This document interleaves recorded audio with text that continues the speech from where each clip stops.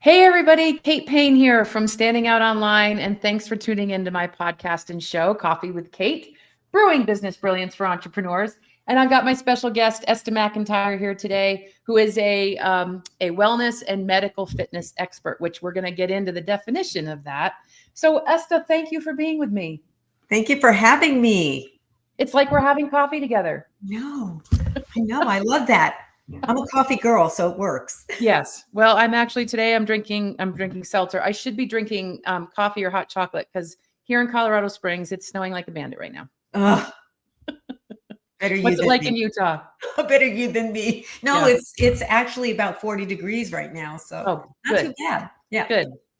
Well, let me tell you all how I know Esta. So many of you hear me talk a lot about eWomen Network, and I met Esta through eWomen Network. And we became fast friends over the last, 3 or 4 years. Oh, my goodness. And spent a lot of time together in the last couple years for sure. And Esta wrote a really great book, her first book, and it's called Fitness for Women Who Love to Eat and Hate to Move. And I've been there too. I mean, and I love the little eyeballs are like eyeing the sundae. And that's a picture of you when you were just a little munchkin. Yes. So I've been wanting to get Esta on my show because even though Coffee with Kate we talk a lot about marketing and we talk about social media and things like that. It's always under the pretext of business and being an entrepreneur or not. And so I wanted to bring Esta on because I think sometimes, especially at this time of year when everybody's making resolutions, which I don't do because I never stick to them. We can have a separate conversation about that. But we're all thinking about things that we want to do differently, and we have goals and we have ideas and all that. And, if we're going to have a strong business, for those of us who are entrepreneurs, we have to be strong ourselves. And I don't necessarily mean strong like bull, but we need to be healthy. We need to pay attention to our health, because if we put all of this energy into our businesses every day, and as I was writing out a little intro here today, and I kind of liked how I put this together. I said, as entrepreneurs, we're always focused on goals and priorities in our business. We're planning and strategizing and delegating, and we're selling and we're marketing and we're going to webinars and we're going to conferences and we're networking. We're doing all the things. And but if we're not taking care of ourselves, we really can't make our businesses flourish either. So I would like to start off with that and have you expand a little bit more on that, please, Esta. Right. I mean, isn't it all moot if we don't have our health? Right. It's so interesting. We focus on so many things in life, but if health goes away, then that becomes the only thing in life we focus on. Isn't that true? Exactly. Maybe it's obvious, but why do you think we do that? Like, what do you think is in our culture that makes us go full in and we get so stressed and we do all the things and we get so busy, and then why do we not take care of ourselves first? Well, I think one of the things about taking care of ourselves is that we think that it takes hours and hours and hours to do the right thing for ourselves, when in reality, to stay healthy, we don't have to spend hours in the gym. That's the thing. We don't have to spend hours prepping food. There are so many ways around that. And I think our culture also, when we're entrepreneurs, the buck stops with us, right? Mm-hmm. Right. So, exactly. Right. If it is to be, it's up to me. Right. Right. I mean, when I think about, like, I took the last couple of weeks off, like a lot of people did over the holidays. And that's when I started to walk more. And that's when I started to make plans to do more. And then I felt so good. And I'm like, why can't I simply just carry this into my everyday when I get back into reentry and getting back into the, work and things like that. And it reminded me again, it just underscored it for me that this really has to be a priority. In fact, yesterday I have a little dry erase board up here in front of me, and it's little reminders. And it's one of them is like, get outside and walk. I mean, even if I move, even if I'm not necessarily in the gym that day, at least if I'm moving, it's better than nothing. Can I tell you a little secret? I would love you to tell me a little secret. I'm going to show you a little secret. So, when I'm on screen, I've got my little Esta McIntyre sign here, but guess what's behind here? What? You see? I have my weights. Oh, your weights. You see that? Your hand weights. Yeah. So I have weights behind there. And when I have even 10 minutes, I put on some music. You know, I have my little device here. I can't say her name right now. But yeah, but if I have even 10 minutes, I play some good music and I start lifting. Or I love dancing. So are you seated in your chair and like, no, how are I you? stand up. I get you over stand here. up. Okay. The other thing I have here, which I don't think you can see, there's a little mat. I don't know if you could, there's a little mat behind me because I got really hard tile floors in this office.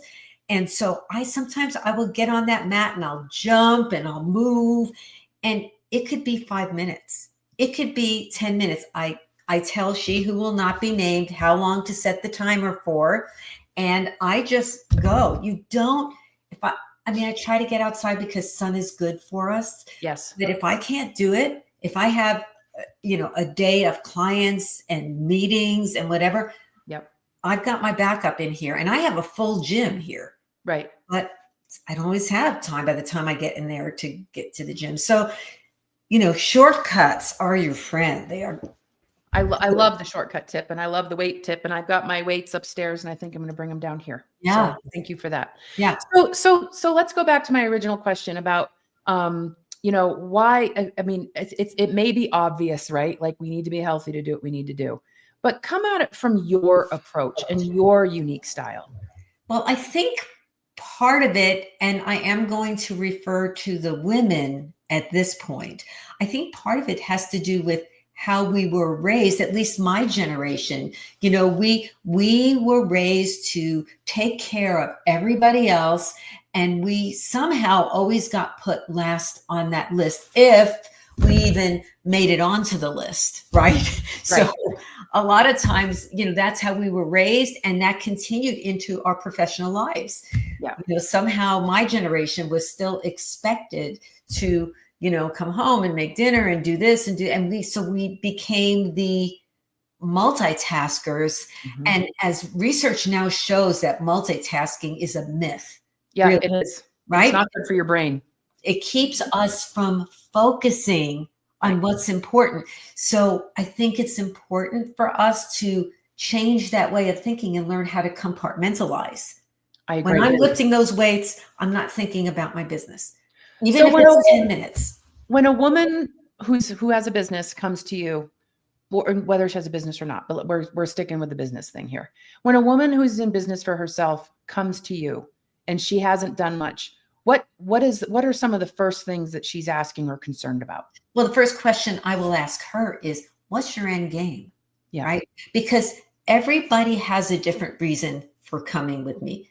For coming to me. Some people, it's pain reduction, right? I'm medical fitness. And so sometimes it's my knee hurts, my arm hurts, fill in the blank. Sometimes they're at a point where they've been doing everything that they've always done, and now they're gaining weight. They're flying on a broom because they're cranky, and everything that worked before no longer works. So they're frustrated. So they might come. So the bottom line is, what is it that you want to accomplish? My approach is completely different based on their need level, if that makes sense. No, right? It does, for sure. Yeah. So let's back up a little bit, because, let me give a little story about why I love the word expert. Okay.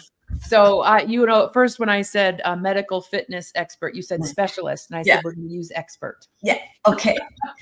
And when I have done a lot of my speaking presentations and things like that, and I've been talking to people about identifying their personal brand, I've talked to them about I said, if I was to, I kind of stand up and say, show of hands, if I was to tell you all to refer to yourself as an expert on, say, your LinkedIn profile, how many of you would do that? And like 2 hands go up in the room, right?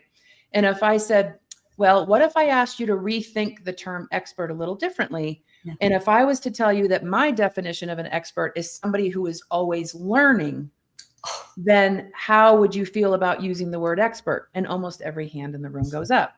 So I know that I know your whole background in corporate was doing research. Yeah. And so somebody who's always learning, should absolutely embrace the world, the word. And that doesn't mean you go around saying, I'm an expert and I'm better than you. It's not that. Because you know what? There's always somebody, we're better than someone else as far as our subject matter expertise. And there's always somebody who's smarter than we are or knows more than we do. Goodness. Yeah, thank goodness. And that's just the way it is. Learn, right? But if you're always learning and trying to make what you do better, then embrace that moniker, if you will. Yes. So now tell us a little bit about your backstory, because, you know, I think a lot of times when a fitness or a wellness expert talks in the media, everybody just assumes they've got a lot of money for a trainer, or they've always been thin, and so it's easy for them to do. And that's, you know, oftentimes not the case. And I know your story, your origin story is a little different.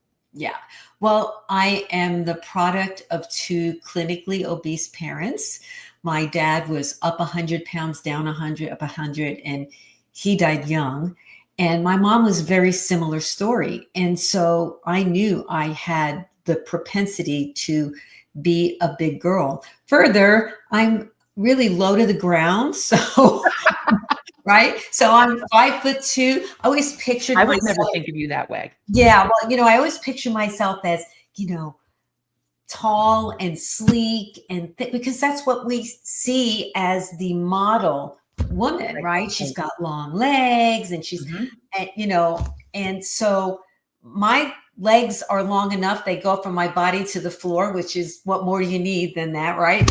But you know, the thing is that I did do those weight swings 5 times in my adult life. I lost and gained over 50 pounds. And that's only because when I would get back up there, I would become apoplectic about the thought that I could actually gain more, or that I would actually gain more. So I struggled my entire life. You shared a story once about going to a plastic surgeon. I did. Do you mind sharing that story? Not at all. I'm pretty transparent about my journey. So, but okay. So the last time I put the weight on, that a large amount of weight, I just was disgusted with the entire thing. And I knew, I mean, that's how people come into me. So I really, it resonates with me. So I did what any self-respecting woman would do. I went to a plastic surgeon's office and I said, I would like for you to suck it out, because I don't want the weight anymore. And I didn't want the struggle anymore. Right. And, you know, you're in trouble when someone who could make thousands of dollars on a procedure says you're too big. Come back when you've lost some weight. And I knew that I was in, and thank goodness he was, you know, pretty conservative in that area. But he said, now I was at the time, I'm about 5'2", and I was about 170 something pounds, which for my frame, that was a lot of weight. And so I said, fine. I said something else, but I'll say fine for the purposes of this conversation. And I went back, and this was a while ago, and I went on a combination of drugs called fen-phen. I don't know if anybody in your audience remembers that. I've not heard that term. There was an upper called phentermine and a downer called fenfluramine, right? Oh, wow. Yep. So, and I thought it was a miracle, only they found out that the fenfluramine was causing permanent heart damage in people. And to tell you how flawed my thinking was, my thought, because they subsequently took it off the market, and my thought process was, oh, thank goodness I got to take that before they took it off the market. Not, oh my goodness, my heart could be damaged. Let me go check my, nope. That was such flawed thinking. Right. So I had to like revamp my thinking as well. But I did lose the weight, and I went from 170, I lost 20 pounds with it. Okay. And I watched myself right back into that surgeon's office, and I said, I lost the weight, you know. And I did have some cosmetic surgery at that time. But somehow, Kate, I knew in my heart of hearts that that was not my ticket for the long term. Yeah. I watched my parents. I knew my genetic code. I knew I had to do something different. And so I'm sorry. Go ahead. I was going Oh, to say you that's wanna really finish. that's where my journey began. Okay.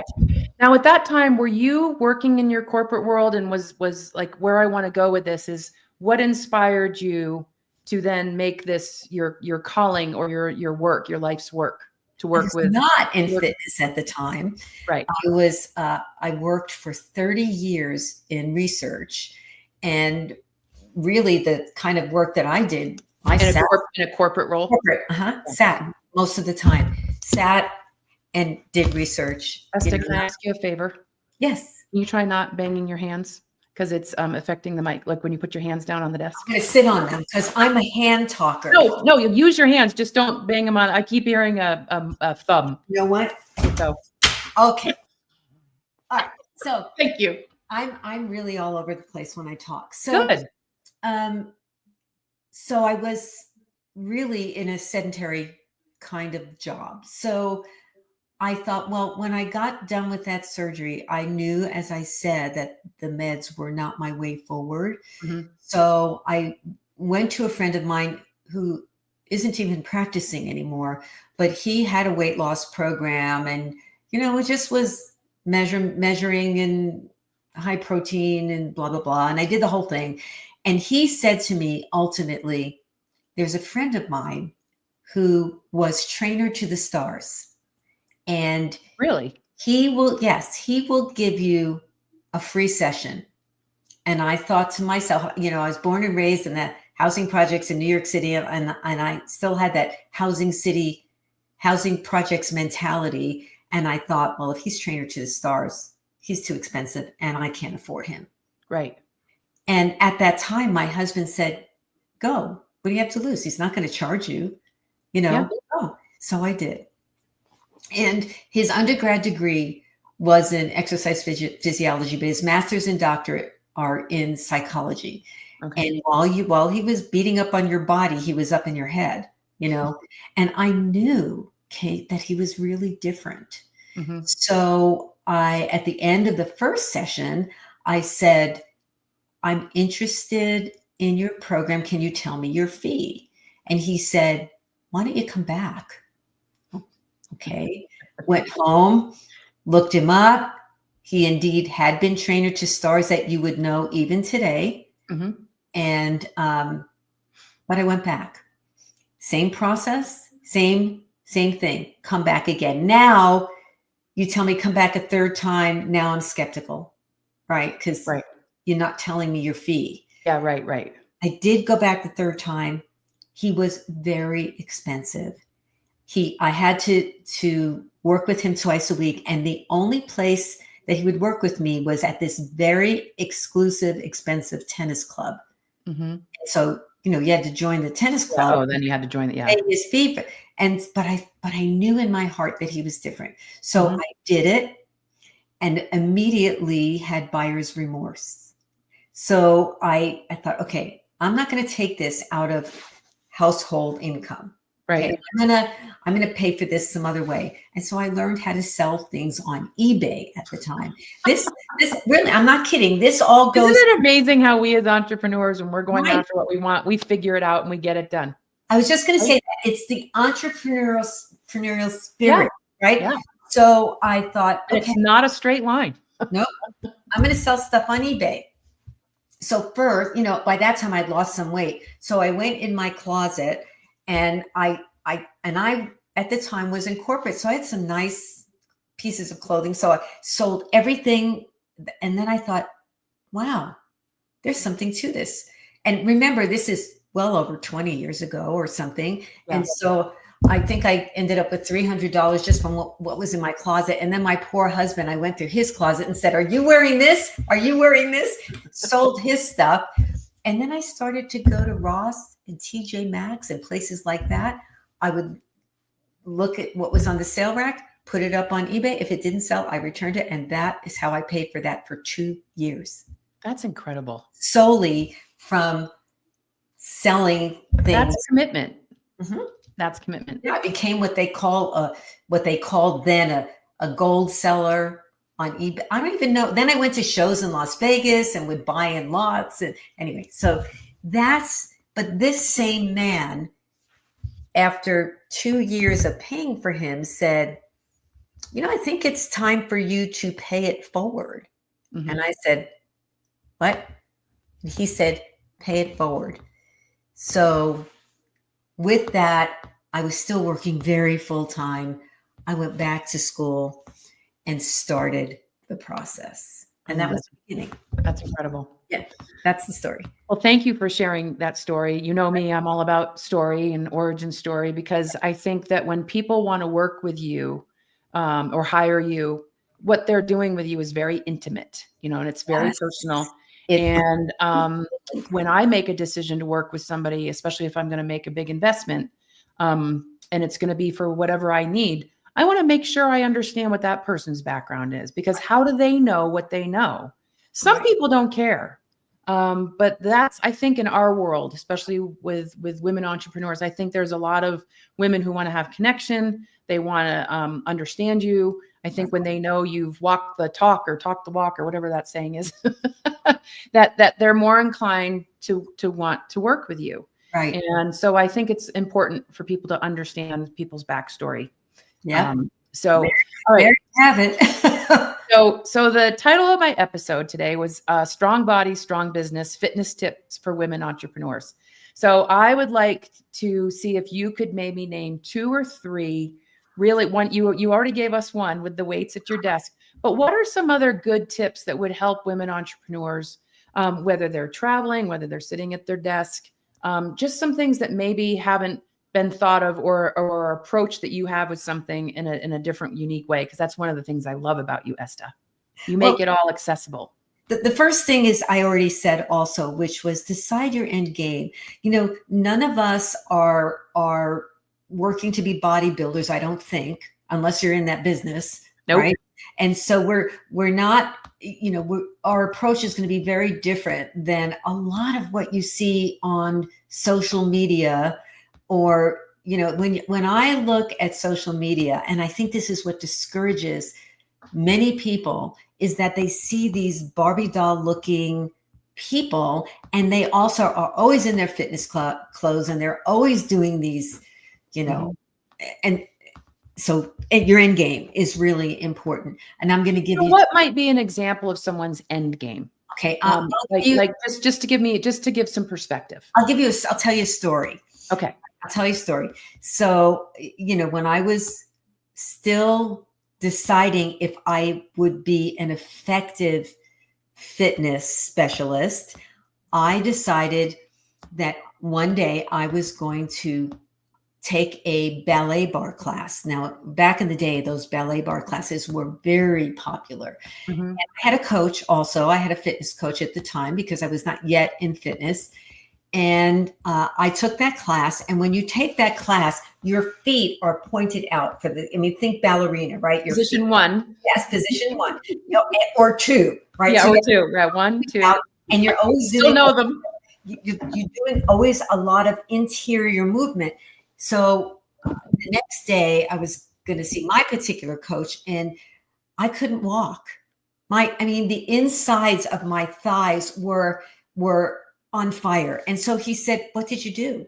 And I said, "Well, I took ballet bar class." And he said, "Why'd you do that?" I said, "Well, it seemed like a good idea at the time. Everybody was doing it." He says, "Are you going to be a ballerina?" And I said, "No."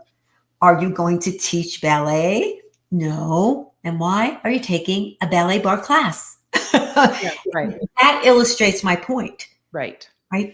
If your end game is to simply have energy, be your healthiest that you can be, then I would say to you, I would give you a starting point based on your physicality.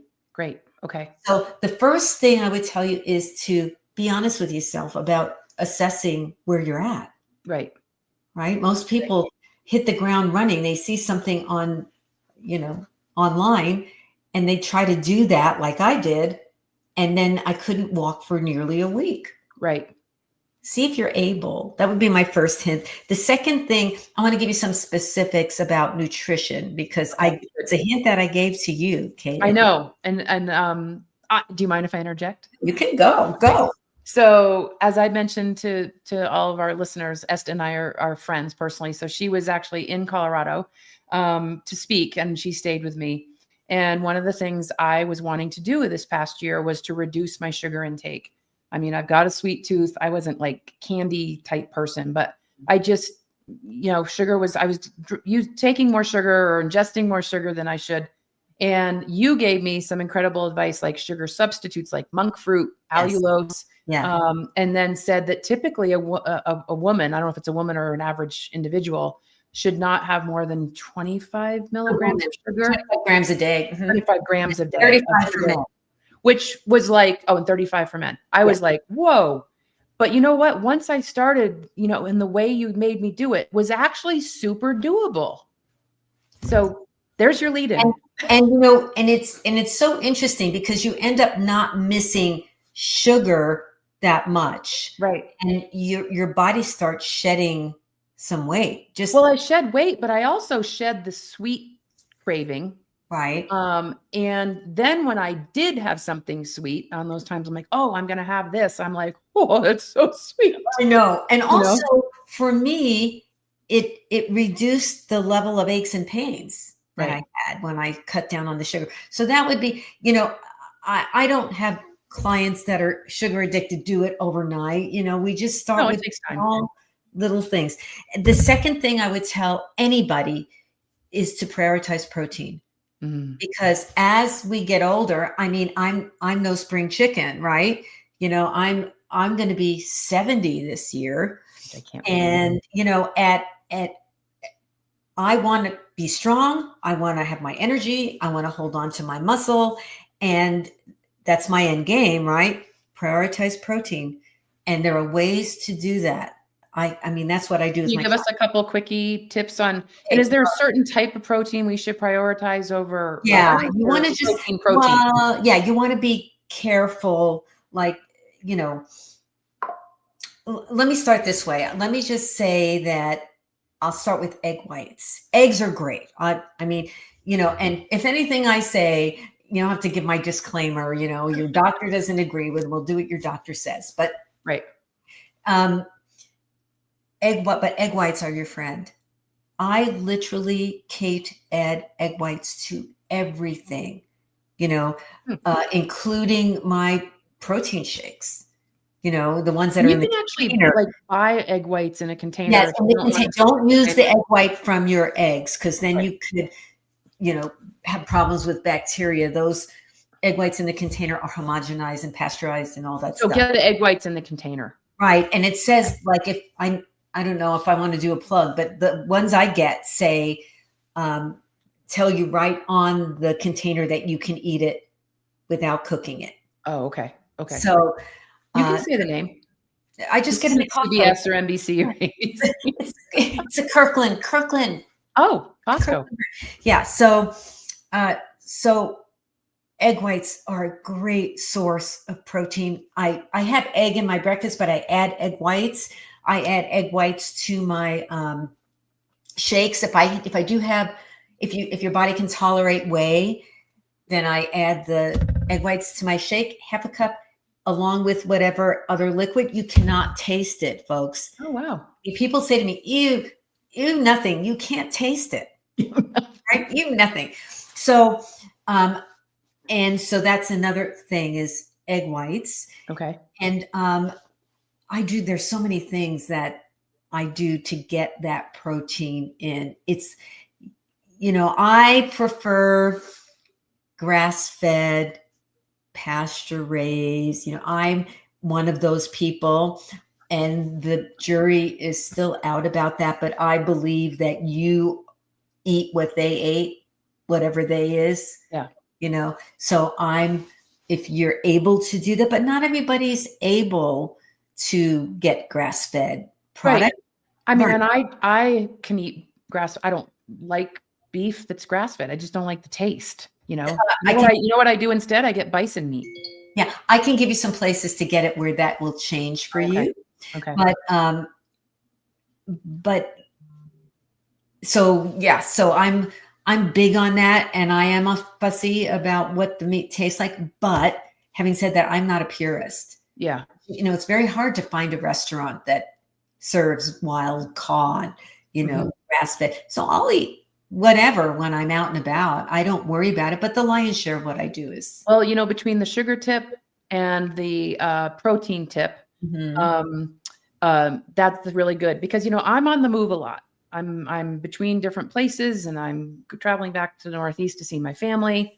And so I have to take some shortcuts sometimes. And so, you know, one of the things I buy in the store, because sometimes I just don't have the time to prep it all. Mhm. Sometimes I do. And when I do it. But it's like those prosciutto wrap mozzarella sticks, Yeah, you they're know, okay. that you get in the deli, and those are good. And I have a couple of those, and at least it's a quick dose of protein, and it's not like I eat 10 of them every hour or anything like that. But it's I try to be smart, so I'd rather take something like that than like than get a crappy cookie in the airport, you know. And Costco also has these individually packaged beef. They're just beef. And Yep. sometimes I'll take a bag of lettuce, chop it up, take that meat, put it in the salad. I have a hint with cottage cheese though, which is another one. Take cottage cheese. If you don't like the lumps, stick it in one of those little blenders. Take a little sprinkling of like ranch dressing. It's not like organic, whatever, but just put it in the cottage cheese, blend it, pour it on your salad, and you've got some great protein right there. Oh, that's good to know. Yeah. So our friend Christy has jumped in here. Christy, shout out to Christy, who's in Arizona. She says, this is great information, Esta. Thank you. Is there an easy way to figure out how much protein she should eat, or any of us should eat? Is there a tip you I have thought about that? you'd never ask. Okay, so Yay, I'm gonna make it easy for you.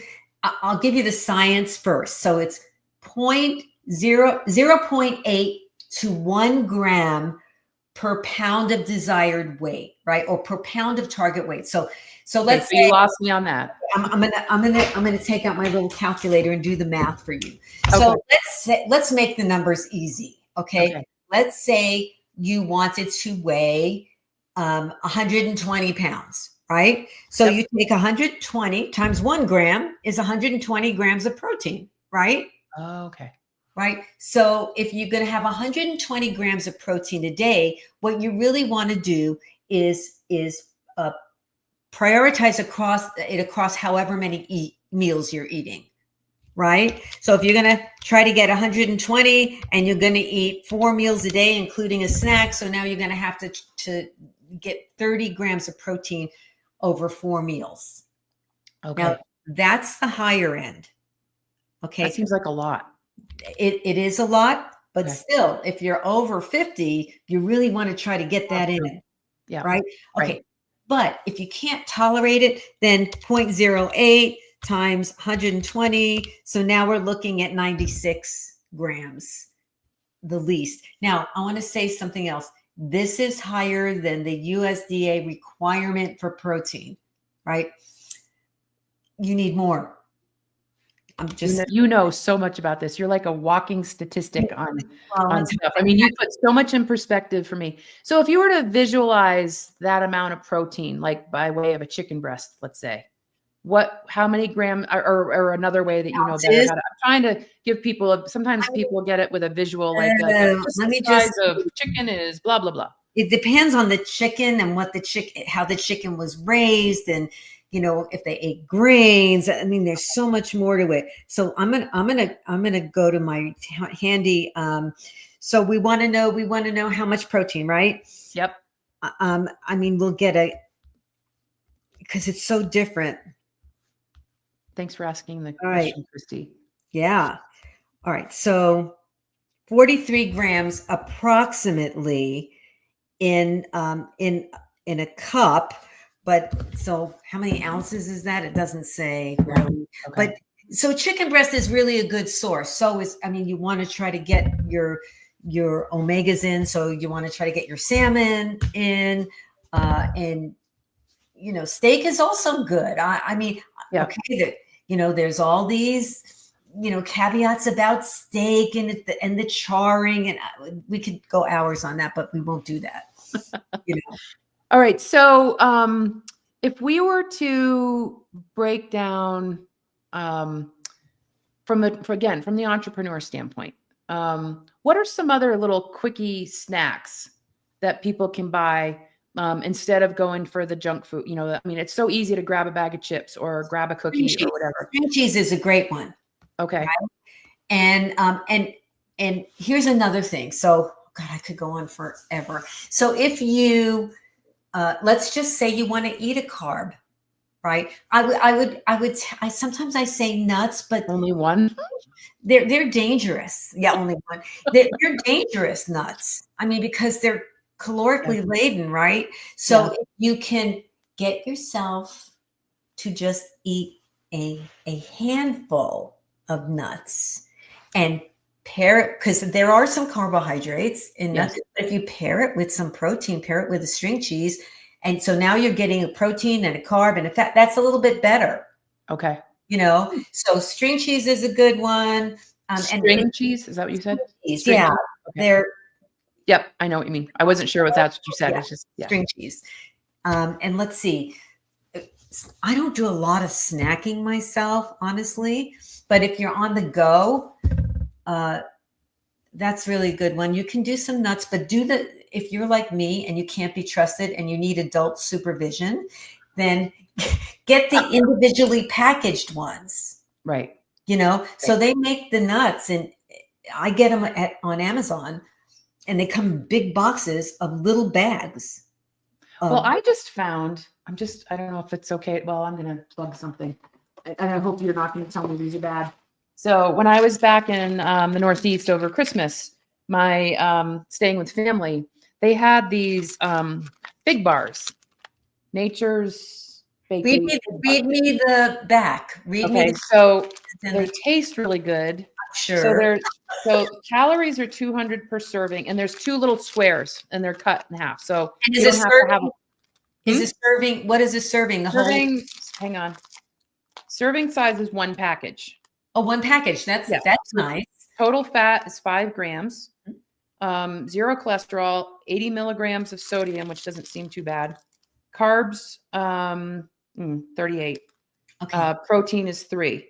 So I don't eat these, but these are, not something I would buy. Okay.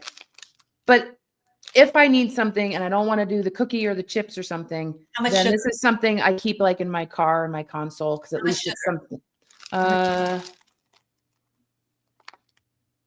19 grams. So that's 19 of your 25. Yeah. So if you're going to do that, if you dairy-free, nut-free, vegan, and kosher. The kosher part is really important, but what I was going to say about this before you analyze it, I went to Costco the other day, and they actually had these in the large size, because you can't really get them in the store, and my niece would order them online. And so what I'm saying about that is, if there's something you can't get in the store, don't be afraid to try to find it online, and then get it in bulk. Yeah.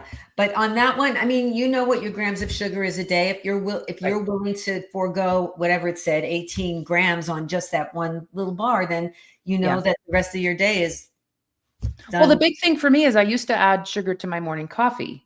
Mm-hmm. And so now I use a teaspoon of monk fruit. Mm-hmm. And there's a creamer I get at Trader Joe's. It's an almond coconut creamer. Yeah. That has 3 grams of sugar in it. But I don't even need sugar if I have that creamer. Nut pods, right? Yeah. Yeah. And nut pods too. Nut pods have a little bit more, but so I don't use half and half anymore. And I don't use white table sugar anymore. Right. Perfect. Yeah. So on a bar, like I would just, your sugar grams are, 25 for the whole day. For me, I'm not willing to blow it on that. So I think you just have to decide what your priorities are. Okay. All right. So I want to come back to, so who is kind of an ideal client for you? I know we've said women entrepreneurs over 50, but from the standpoint of someone's end game or end goals or whatever, who is the ideal person for you, and what kind of work do you do with them? Is it just fitness? Is it just nutrition? Is it a combination? It's the person I described earlier that is in struggle mode. Yep. So they doing everything. They're really perimenopausal. Or in postmenopausal, or so as we know, your body changes. And so they come in and they are cranky And they've been doing everything they've always done that's always worked, and nothing's working. Right. And plus they are lacking energy. They feel miserable. And it's this vicious cycle because their mindset is they're just done. They're agitated all the time. Probably another family member has pushed them to go get some help. Right. That's really who I'm working with. Just as an aside, my credentials also allow me to work with multiple sclerosis patients. And, I've been written up in Brain and Life magazine for that work, but I don't take a lot of those people because that requires total focus. One of the things that interested me when you and I were talking is that you partner, if that's the right word, with like nurse practitioners and others. Can you tell us just a little bit about that? Well, when you go to a physician or a nurse practitioner or any medical professional, and they have done your blood work and tested your hormones, they then send you away with your marching orders, right? Your A1C is high, so I need you to do this, and I need you to do that, and this and that.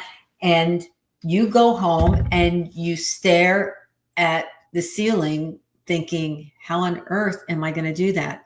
So what I do is I work with those medical professionals to implement their orders for that patient so that patient can be successful.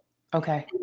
So it's kind of a team approach? It is, because the difference between a medical fitness specialist and just a fitness specialist is that we have an understanding of the drug interactions. Okay. Right? So that's what your specialty is in. Yes. Okay. So if somebody is on a beta blocker, right? We know that we can't get their heart rate up in a cardio session past a certain heart rate because those beta blockers artificially lower the heart rate.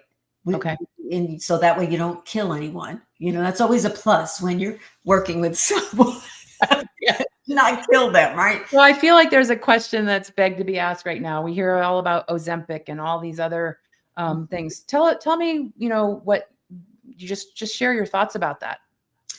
Yeah, and I would rather than just speaking to Ozempic, I would talk about the whole classification of the GLP-1 agonists. So it's the GLP-1, yeah, right, and they are really game changers for so many people. Think about the clinically or morbidly obese people who before were going through surgical correction.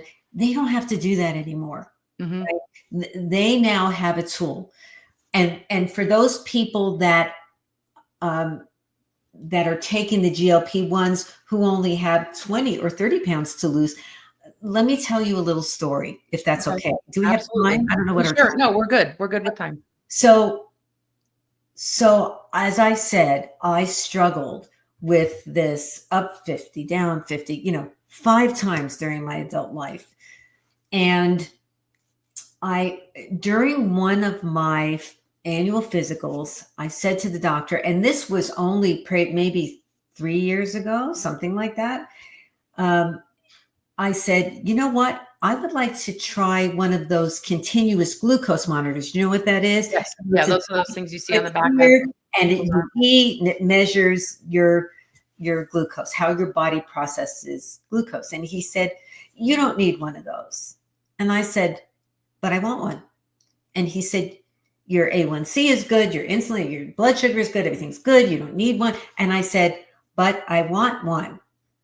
And so we had a little nose to nose, and I said, I will pay cash.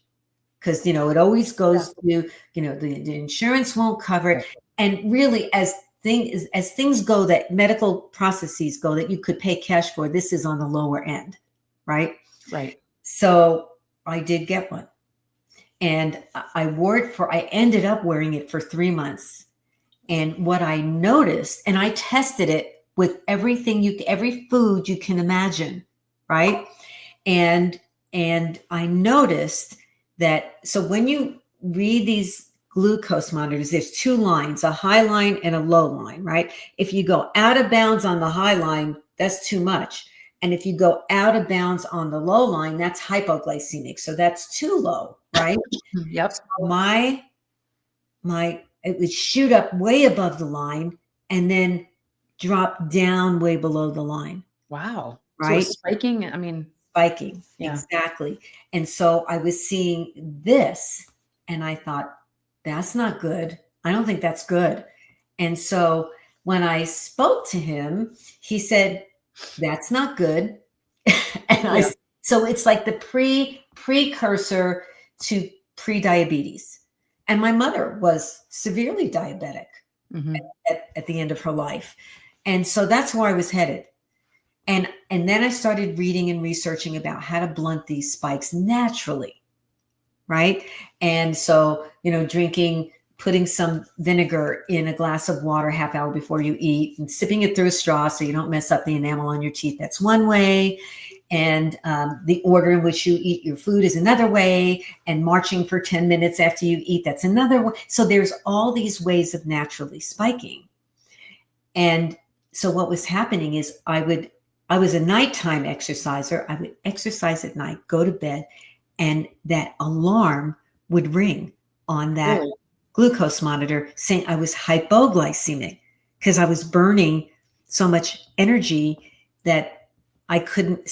And you can't turn it off. So I'd have to get up at 1 a.m. and eat something so the thing would shut off. Oh, you can't turn off the alarm?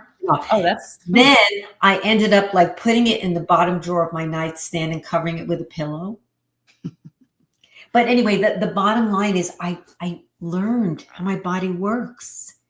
And those GLP-1s, and that's why I'm telling you this story, they level your blood sugar. Okay. So you read stories about people microdosing that it's valid. Huh. Interesting. Okay. Your doctor first. There's my disclaimer. But okay. Yes, we have to start with the doctor always. All right. So we're going to start to wind down here. But before we do, when we were in the green room with my producer, Jim, who's on this call in the background, he's the one that's putting up the captions and all the stuff and makes sure that everything runs as it should. It was funny because when I was prepping for this the last couple of days, I kept thinking, my title is Fitness for Women, Women Entrepreneurs. And I'm like, well, what about men? And so Jim said today, he goes, well, what about, fitness for men? So I want Jim to come on here and show himself. So everybody, this is my producer, Jim Views. Also my video guy and my YouTube channel expert guy, because he's an expert too. So thanks, Jim, for popping in. Well, thanks. And actually, I found the protein conversation interesting because I don't know if I'm eating enough protein. I guess. Bet you're not. Because I've been thinking, well, so can you actually lose weight by eating the right amount of protein? Well, it almost seems like doesn't make sense to me. Yes, but there is a yes, but. Okay. People ask me, in fact, I just did a social media post on this. Do calories matter? And they do matter. So, these people who are eating, a pound of butter and, 24-ounce steaks with each, you might lose something at the beginning, but it's probably going to be mostly water. I think you have to understand that's what I do with people, teach them how to work with their macronutrients while still staying within their calorie goals, which are determined by their basal metabolic rate. That's another story for a different day. But yes, it's doable. Well, but the other thing was, so you got something on your website, which I'll put up here, that you're going to give away. And I think it had something to do with how to be sexy over 50, right? Strong and sexy at any age. Yeah. And so I was like, well, does that apply to men? That was really my other question. Yeah, it kind of does. The numbers are different, right? And so, like I said, 35 grams for men on the sugar, 25 for the women. So the numbers might be a little different. And I do have male clients, their private coaching that I have worked with for years. So it's not that I just work with women, but the lion's share of the people that come to see me are women. And so that's why we speak to the whole women topic. So a lot of what you talked about today, that in light of Jim's question, I mean, obviously, fitness is important for both men and women, but are there different things that men should consider? Maybe just one tip compared to what women do, where it's kind of apples and oranges? Hormonally, obviously, we are very different. And I think that even it doesn't really matter your age. I think that you have to have your hormones optimized, especially, I mean, men go through their own set of changes. And I think it's really important to find somebody who's really knowledgeable in the area of hormones, because if your hormones are not balanced, you're going to age pretty quickly and you'll lose energy. I don't think we ever think about men and hormones. Hey, I think if anything, we're this, when we think men or men, I'm not a man, but like testosterone, you know what I mean? Like, but it's like, and then women, there's a lot of women in the women who are hormone specialists, experts, who, helping people. I think the whole thing with helping women who are premenopausal, peri, post, is really becoming a true, that's a really good thing to have as a business for people who are doing coaching for that. That's because research is progressing in those areas. When I was young, we were told don't go on any kind of hormones. And that's because of the Women's Initiative study that was all wrong.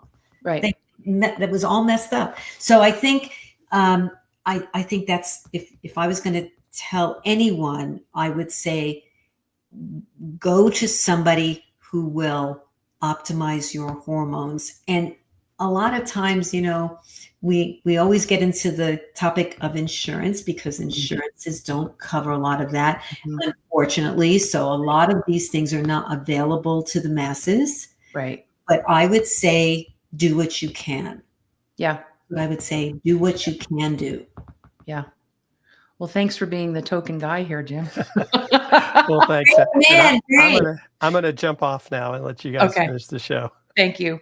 All right, Esta. So first of all, I want to just thank everybody for watching, and especially for those of you on the replay. And even though you're watching the replay, you can still ask questions. It may not be live, but you can put a question in the chat, whether you're on LinkedIn, YouTube, or Facebook, and just tag Esta or tag me, and then we'll get a notification and we can answer your question in the chat. But Esta, what are some other ways that people can find you? And I think you also have a fun little gift for my listeners today, too. Right. And so you're on the replay. You can just go to estamcIntyre.com, right? Is that going to be, oh, there you go. And there's so much resource on there, but on the very first page, if you scroll down, there is a gift for you, and it's Stay Strong and Sexy at Any Age. And you can just download that, right? And if you go through the different tabs on the page, there's lots of other resources. So Esta has great resources on her page. And you can also, she has a second book that she brought on at the beginning. So this is her first book, which is Fitness for Women Who Love to Eat and Hate to Move. Also on Amazon. It was an Amazon bestseller. And then show your second book. Yeah, so the second book is a collaboration. Do I have it there? Yes. It's called What's Next?